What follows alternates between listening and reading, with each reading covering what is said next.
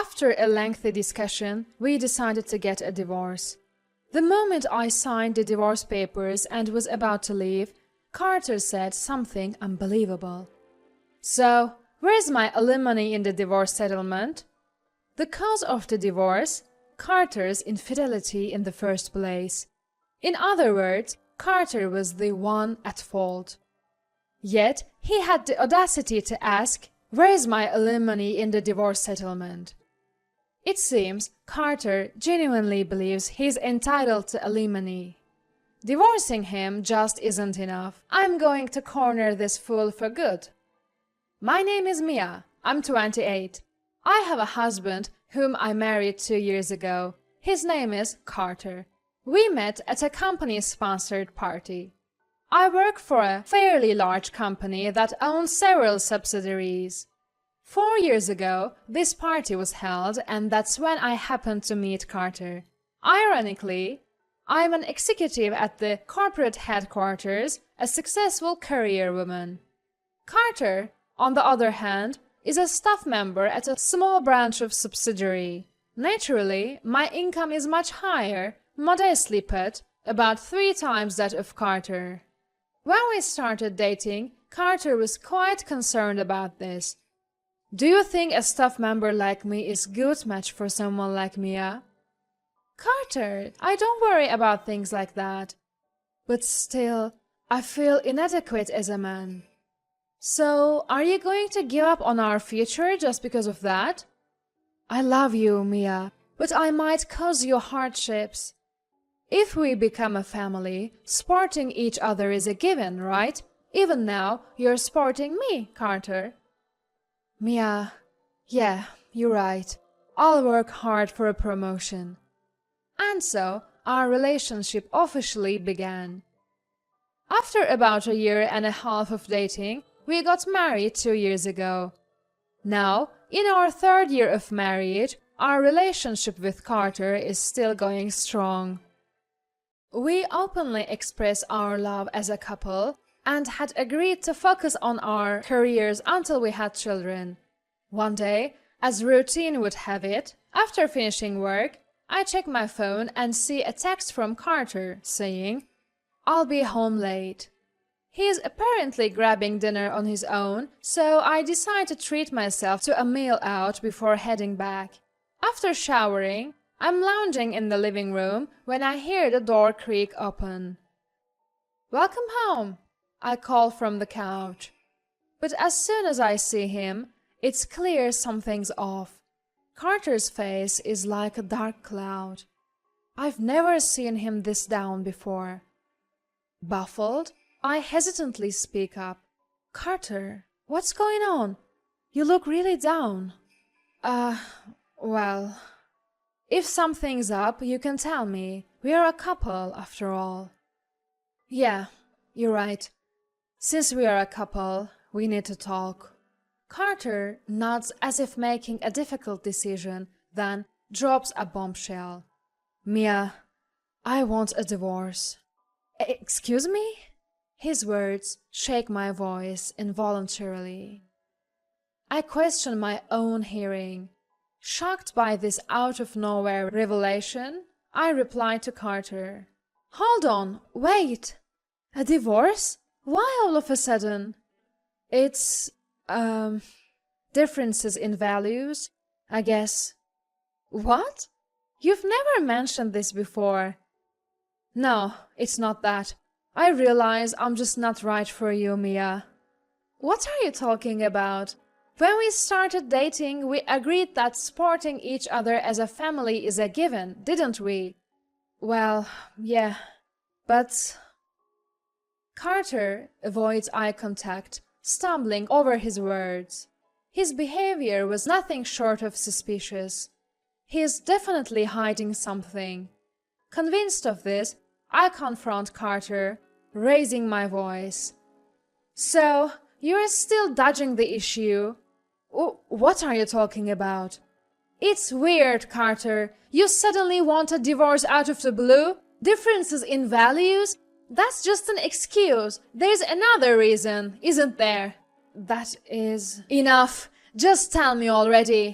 Tears brimming, I make my plea, and Carter shows an uncomfortable face. Realizing he can't keep hiding, he drops another bomb. She's pregnant. What? Pregnant? Who is? My girlfriend. Girlfriend? Whose girlfriend are you talking about? My girlfriend is pregnant. That's why I want a divorce. Carter's been cheating.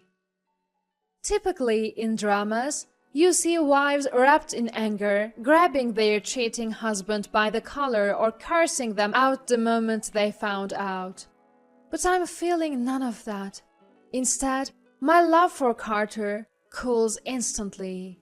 My ability to make swift judgments, cutting off anything unnecessary, has contributed to my career growth.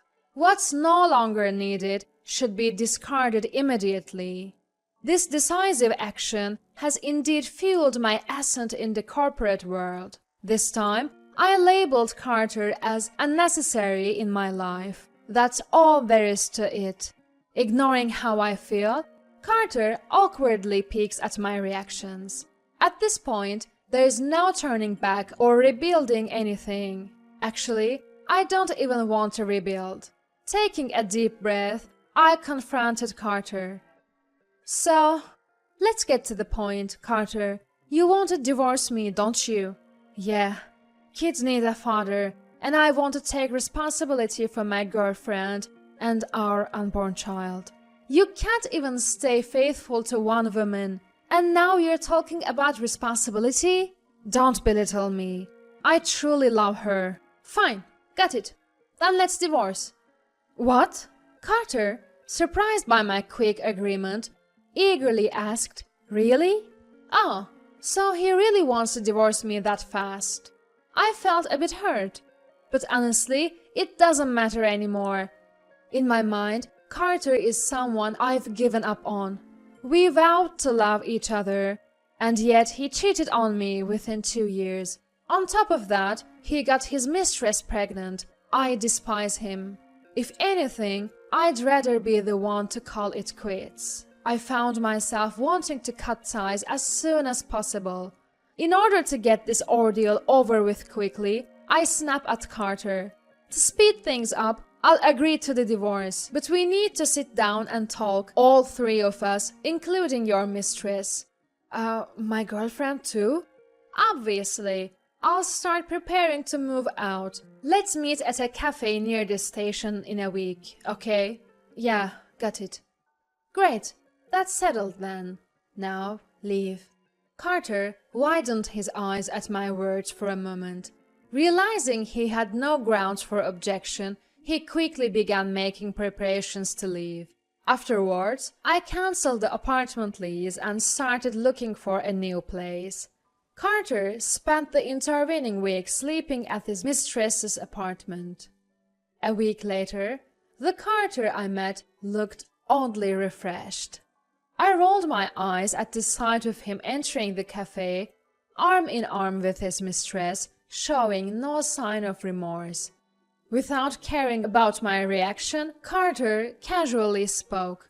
Sorry to keep you waiting. Have you been waiting long? I wasn't waiting. You're 15 minutes late. My apologies. Evelyn left something behind as we were leaving the house. Oh, Evelyn is her name, by the way. The woman Carter had an affair with looked at me and gave a slight nod. I gestured for them both to take a seat and began talking right away. So, you're pregnant with Carter's child, Evelyn. That's why Carter and I are getting a divorce, right? Yeah, I feel bad for Mia, but it's for the child. For the child, huh? You make it sound noble. But in the end, it was just an affair, right? I get it. Okay. That's why I said I'm sorry. You did say you're sorry, but if you were truly sorry, would you waltz in here arm in arm and late? What does that have to do with anything? Weren't you the one who agreed to the divorce? It was becoming clearer. Carter didn't think what he did was wrong. But getting upset about it now won't change anything. The divorce is final. I just want to get it over with as quickly as possible. I sighed and extended my hand to Carter. Do you have the divorce papers? Yeah, here. And you filled out your part, right? Of course. All that's left is for you to sign and submit it. All right, I'll sign it now. I took the envelope containing the divorce papers and spread them on the table. I signed my section. When I glanced up, Carter and Evelyn looked like a childish couple holding hands and gazing at each other. At this point, I'm beyond anger and irritation. I'm dumbfounded. Why did I marry this man? I lament my poor judgment for a moment. Eager to leave, I tell Carter straightforwardly, I've signed it, so I'll go submit the divorce papers now. I began gathering my things and stood up. Then Carter hurriedly said, Wait a minute. I reluctantly asked, What now? Then Carter said something unbelievable. So, what about the alimony for me? What? Not what. What's the plan for the alimony you'll be paying me? I couldn't believe what I was hearing. Alimony for him? What is he talking about? Did he just say, for me? How could he even think I owe him alimony? Although I'm annoyed by his insensitive remarks, I keep my composure because we are in a store. I take a deep breath to maintain my calm and respond to Carter. Why would I owe you alimony? Why? Because you make more money than me. So, because I make more money. Yeah, you've always made more than me. So, if we are getting divorced, you should be the one paying me alimony. Excuse me? I was at a loss for words at Carter's unbelievable reasoning. It looked like Evelyn was equally shocked as she stared at Carter in disbelief. When I pressed Carter for more details, it became clear he was operating under a major misunderstanding. He seemed to think that in a divorce, the person who makes more money has to pay alimony for the other. So, in Carter's mind, since I earn 3 times as much as he does, I would be the one paying alimony in the divorce court. I was stunned he didn't know the basic fact that the person at fault in the marriage is the one who pays alimony.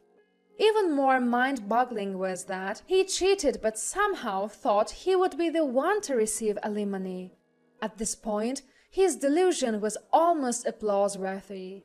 But jokes aside, there's no way I would ever pay alimony to a guy like this.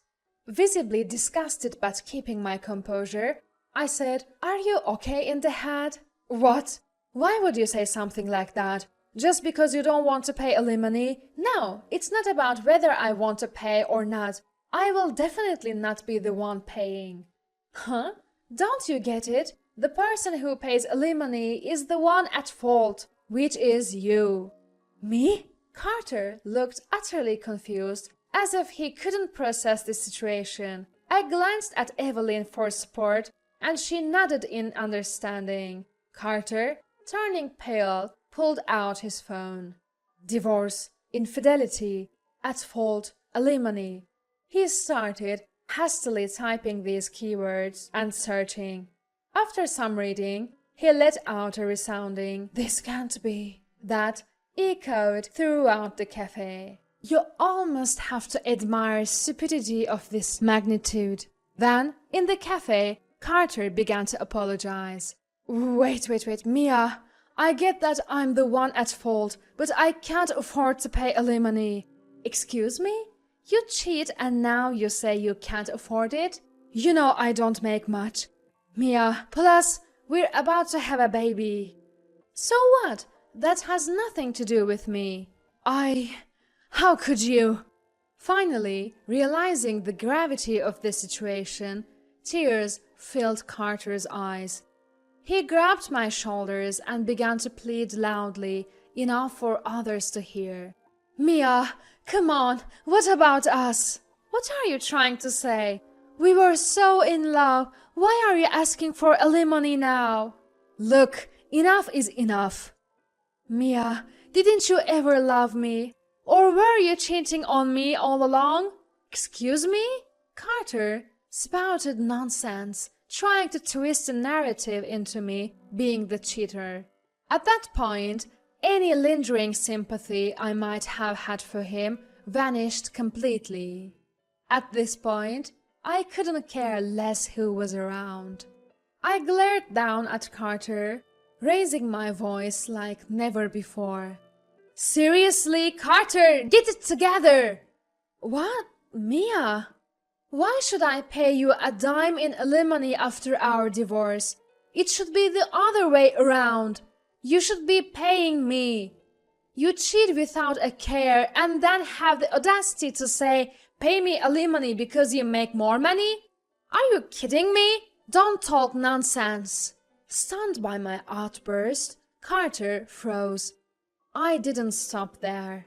You're not the one who should be asking for alimony. I am. I'm claiming the maximum amount from you, and even from that woman you cheated with.